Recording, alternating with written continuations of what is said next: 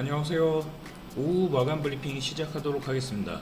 일단 국내 증시 같은 경우에는 코스피가 1% 조금 못 미쳐서 상승 마감했고, 그리고 코스닥은 2.2% 넘게 상승해서 마감했습니다. 초반에는 흔들리는 부분이 많았는데 이제 그 막판 갈수록 매수세가 조금씩 붙으면서 반등으로 마감하는 모습 보여주었어요. 일단 장 초반까지는 괜찮은 흐름을 보여주었는데 이게 우리 장 시작하기 전에 이제 물밑 대화가 계속되고 있다. 그래서 미국이랑 이란 얘네들이 이제는 한 번 더 휴전할 것으로 전망되자 이제 시장에서는 환호를 하는 모습이었어요.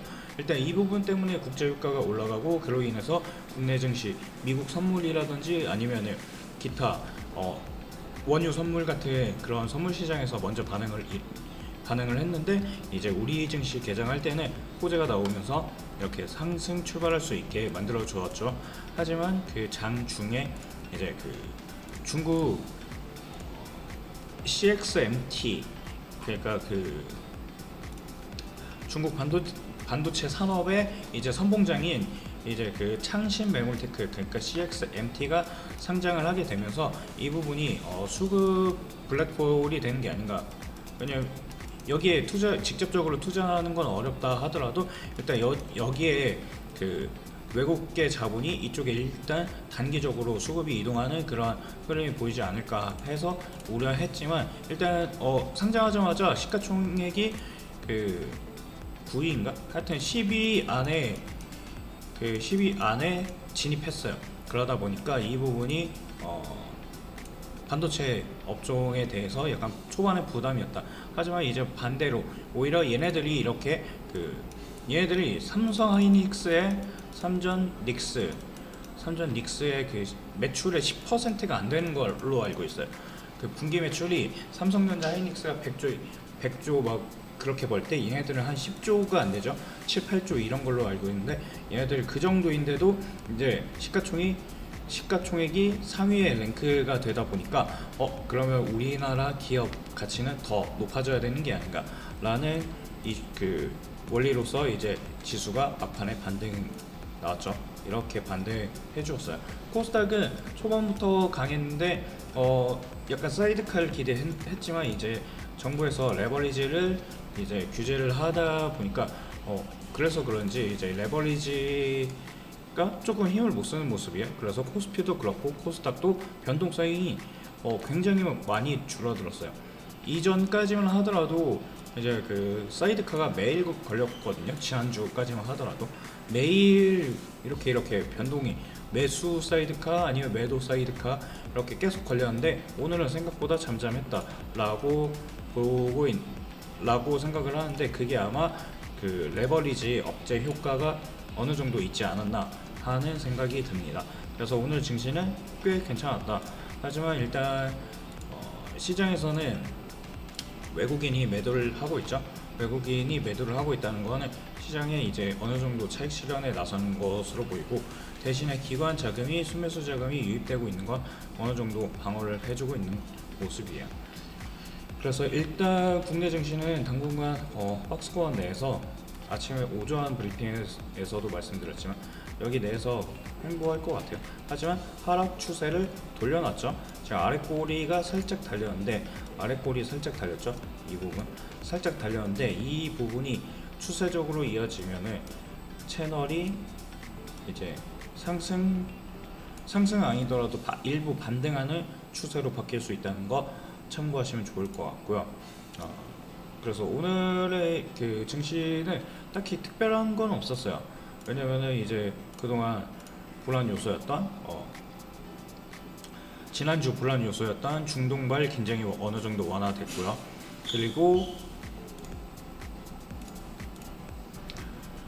그리고 이제 그 반도체 쪽에서도 창신 메모리 상장하고 나서 생각보다 높은 평가를 받다 보니까 그걸 노무라에서는 지금보다 2배 더 갈 수 있다고 그렇게 평가를 해주었죠. 그렇다 보니까 반도체 업종이 다시 한번 주목받는 하루가 되었다. 하지만 전반적으로 증시 자체는 그 수급이 엄청나게 약해졌어요. 그래서 상승하는 종목이 절반이 넘게 상승했지만 색깔이었잖아요. 이렇게 진한 빨간색이 돼야 되는데 이렇게 옅은 색이 많다는 거는 시장에서 수급이 분산되었고 그리고 그 주도하는 섹터가 없었다는 거예요. 이렇게 보시면은 원래라면 이렇게 빨간 새빨간 것들이 좋은 시장이라면 이런 것들이 많이 나와 주었어야 돼요. 하지만 코스피에서는 그런 흐름이 없었다. 대신에 이제는 수급이 이동하는 모습이죠. 수급이 코스피에서 닥으로 살짝 옮겨가는 느낌이에요. 하지만 완전히 빠지지는 않을 거예요. 체급 차이가 크기 때문에. 그래서 코스피에서 조금만 코스닥으로 그 자금 이동이 된다 하더라도 코스닥이 더 좋을 거예요. 그리고 우리나라는 내년에 그 밸류업 프로그램 있죠. 밸류업 프로그램 맞춰서 이제 그 상장 요건이 안 맞는 애들은 다 싹 다 날아갈 거예요. 그 전에 주가 관리를 들어가겠죠. 그렇다 보니까 코스닥이 이슈가 더 많아요. 그러니까 코스닥 쪽으로 지금부터 관심 있게 봐야 되는 이유이기도 합니다. 그래서 놓치면 안 되는 게 코스닥이다. 하지만 지금 최근에 코스닥에서 안 좋은 것들이 많았었죠.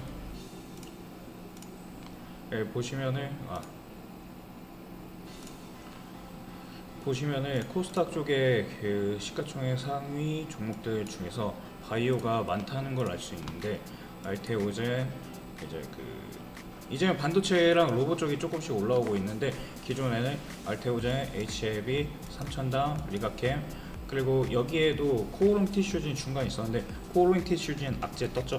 그래서 사라졌고요. 그 D&D 파워텍도 바이오고 올릭스도 바이오고 브로노이 이런 애들 다 바이오. 원래 시가총액의 그 상위권에 거의 바이오였어요. 근데 이제는 여기에서 2차 전지도 조금 보이고 이제 그 로봇 반도체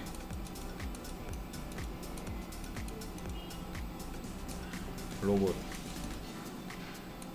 그러니까 이쪽으로 자금이 이동하고 있어요. 그러니까 펀더멘탈 괜찮은 것들이죠. 로봇은 아직 펀더멘탈이라기보다는 미래 성장성을 보고 하는 거고요. 성장성 그리고 이제 대기업들이 로봇 쪽에 투자를 하고 있으니까 지분 가치에 대한 긍정 평가가 이루어지면서 로봇 산업이 주목받고 있는 거고 반도체는 실적이죠. 반도체의 소부장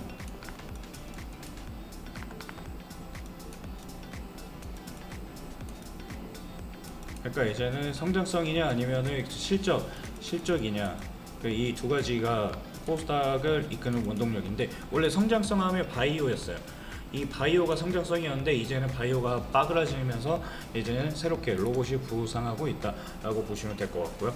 그리고 이러한 트렌드하고 추세가 어떻게 이동하는지를 현재 흐름이랑 이제 앞으로의 예상 왜냐면 코스피에서 자금이 오잖아요. 코스피에서 닥으로 자금이 오면은 걔네들은 우량한 애들이 많아요. 우량한 애들이 많기 때문에 코스닥이 온다 하더라도 바이오를 사지는 않을 거예요. 하지만 여기에서는 앞으로 미래 기대치가 있는 로봇은 조금 건드릴 수도 있겠죠. 로봇은 건드릴 수도 있고 왜냐면 대기업이 투자하는 분야니까. 그리고 실질적으로 반도체, 소부장 이쪽으로 들어갈 가능성이 높아요. 왜냐하면 실질적으로 돈 버는 기업이니까.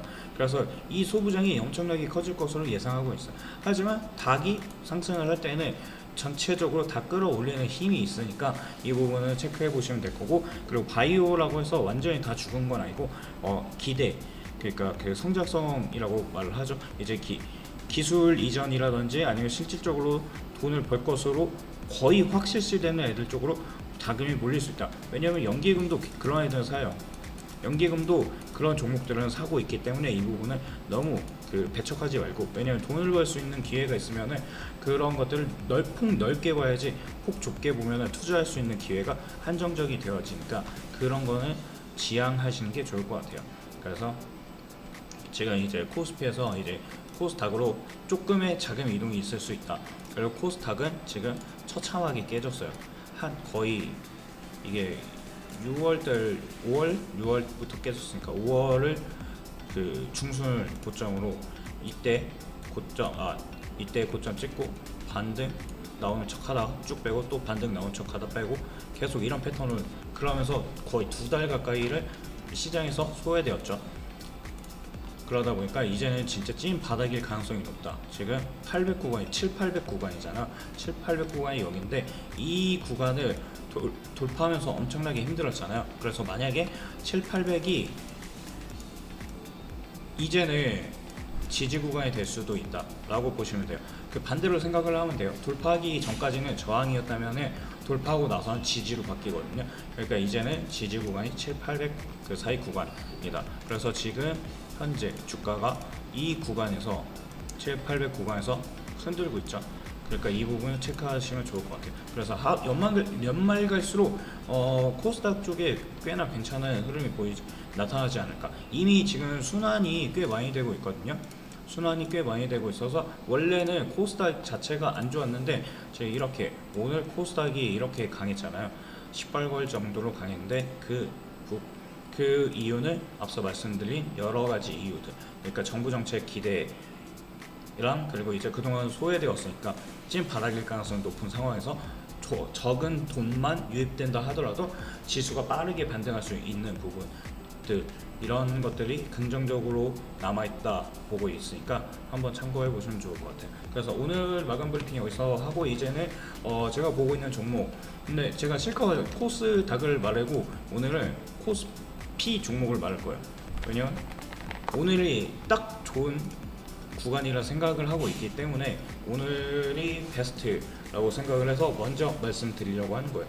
지금 18만원 이하 구간에서 18만원 이하에서는 그 매수할 필요가 꽤나 괜찮지 않을까 생각하는 그 구간이고요.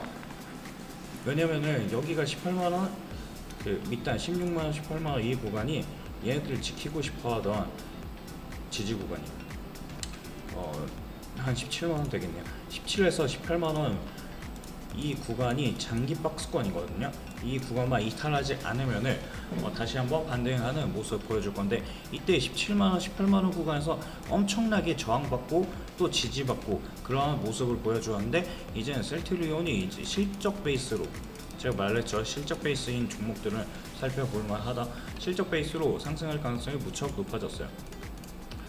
셀트리온 같은 경우에 그 매출 영업이익이 나오는데 연결 기준 매출액이 1조 3천억 1.39조 원 정도, 그러니까 1조 4천억 원 좀 못 미치죠.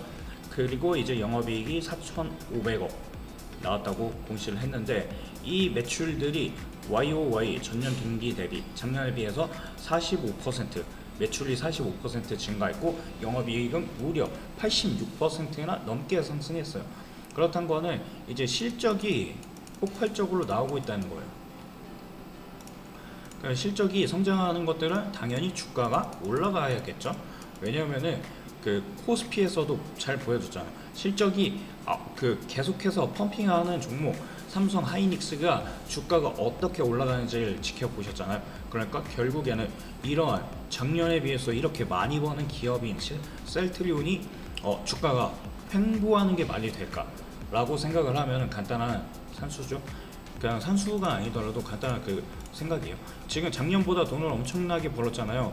이게 26년도니까 이때보다 많이 벌었으면 못해도 지금 18만원 이하에서는 엄청 저평가라는 거야. 작년이 18만원에서 그 밑에 16, 17, 18 이 구간에서 계속 박스권 머물렀잖아요. 그랬던 가격대요. 근데 작년보다 돈을 많이 번다? 당연히 작년보다 높아야겠죠. 최소 20만원은 봐야 된다는 거예요. 그렇기 때문에 이 오늘의 이 기사가 나오고 나서 굉장히 매력적인 종목이 되었다 라고 생각을 하고 있어요. 그래서 지금 딱 17만원, 18만원 이 구간에서 횡보하고 있을 때, 지금 오늘 종가가 살짝 18만원 못 미쳤는데 그거를 감안하더라도 그 밑에 단에서 18만원 밑에서는 충분히 18만원까지는 충분히 매력 있는 종목이다 라고 생각을 하니까 참고해 보시길 바라겠습니다. 그리고 일단 재무적으로 살펴보면은 얘도 우상향 꾸준히 상승하죠. 올해 역대 최대 영업이익만 1.7조를 찍을 것으로 예상을 하고 있어요. 순이익은 무려 1.5조 원. 그러니까 1조 원 이상 마진을 남겨먹는 기업들이 없어요. 매출이 1조 원인 기업들은 여러 있을 수 있는데 실질적으로 순이익, 영업이익 1조 넘는 기업들은 극히 드물어요. 우리나라 그 상장 기업 중에. 그렇기 때문에 지금 영업이익이 꾸준하게 3년 연속 증가하고 있죠. 3년 연속 1, 2, 3 이제 증가할 것으로 예상하고 있으니까 이제 기대해 볼 만한 구간까지 왔다. 왜냐면 지금 주가가 작년에 비해서 엄청나게 많이 증가할 것으로 예상되는데, 작년에는 영업이익 1.1조, 그러니까 순이익이 1조잖아요. 1조에서 50% 상승하잖아요. 50%나 상승을 하는데 주가 역시 50% 최소 50%는 가야 되지 않을까. 못해도 20%는 올라야겠죠. 그러니까 18만 원에서 20만 원까지, 그리고 20만 원에서 원래 목표치의 그 전고점 부분이 24만 원이에요. 24만 원까지는 솔직히 저기도 싸다 생각을 하는데 24만 원까지는 가야 되지 않나. 그래서 이렇게 컵앤핸들 패턴으로 반등 나올 수도 있다 보고 있고요. 그래서 오늘 말씀드리고 싶었던 거예요. 그 셀트리온을 지속적으로 그 변동사항이 있을 때마다 찍어드릴 예정인데, 좋게 보는 종목이지만 얘는 주가가 안 가요. 주가가 대표적으로 안 가는 종목 중 하나죠. 이게 뭐 이 기업이 안 가는 이유는 공매도 이슈도 있었지만, 그리고 이제 그 합병 이슈도 있고, 그리고 여러 가지 엄청 복합적인 이슈들이 있어가지고 주가가 못 갔다 생각을 하는데, 일단 지금 계속적으로 이제 무상 신주도 그 주주들이 획득을 하고 있고요. 그리고 지금 셀트리온 홀딩스에서 자사주를 매입하고 있죠. 셀트리온 홀딩스에서 계속 매수를 하고 있어. 장내 매수. 그러니까 이제 주주 환원에 대한 기대도 있는 거죠. 그러니까 긍정적인 요인이 너무 많아요. 그렇기 때문에 지금 시장이 안 좋아서 주목을 못 받는 것도 있을 거예요. 그러니까 그런 것들을 고려를 하면은 지금 이 이익 추정치가 작년 대비 50% 넘게 상승할 걸로 예상되는데, 그렇다는 건 지금 주가는 말이 안 된다라고 생각을 하고 있습니다. 그리고 지금 투자자 일자를 보더라도 투자자들이 최근 계속 사고 있죠. 외국인이 3개월 누적치로 2,300억 사고 있고요. 그리고 연기금도 심지어 사고 있죠. 연기금도 사는 종목이에요. 이때 매도했지만 바로 순매수, 매수세가 더 큰 걸 볼 수 있죠. 최근에 이 거래일 사이에 그 300억, 180억 이렇게 매수를 했죠. 순매수. 그리고 이제 기관에서도 투신이랑 사모펀드가 많이 팔았었는데, 최근 추세는 매수로 돌아섰어요. 실적이 좋은 기업들은 기관이 막 달려들어요. 그렇기 때문에 기관이랑 외국인의 그 매수세도 이렇게 긍정적으로 살펴볼 수 있다. 그러니까 매수 주체가 많아지면 주가는 그 자리에 머물지는 않아요. 삼성 닉스 보셨죠? 그 매수하고 싶어하는 사람들이 많아지니까 주가가 미친 듯이 펌핑하는 거. 그러니까 지금 18만 원 미칠 때 18만 원이 다시 안 올 수도 있어요. 이거 뚫고 날아가면은 이제 다시는 앞자리가 2부터 시작할 가능성이 높다고 생각을 하고 있어요. 그러니까 오늘의 그 셀트리온은 기술적 분석도 크게 놓고 보면은 이렇게 컵을 그릴 거예요. 컵 그리고 나서 컵 앤 핸들 이렇게 저점 높이면서, 어떻게 보면 삼각수렴이고 단기로 보면 컵 앤 핸들 패턴이 나올 수 있으니까 이런 것도 지금이 시발점일 수 있다. 컵 구간에서 바닥 구간쯤이잖아요. 지금 바닥 구간, 이 바닥에서 매수할 수 있는 기회이지 않을까. 그래서 코오롱 티슈진처럼 막 애매하게 이제 미래에 대한 기대감만 있던 종목이 아니라 얘는 실제로 찐으로 임상도 계속하고 있고 파이프라인도 계속 다변화하고 있으니까 한번 눈여겨보시면 좋을 것 같습니다. 그래서 오늘의 종목은 셀트리온이었고요.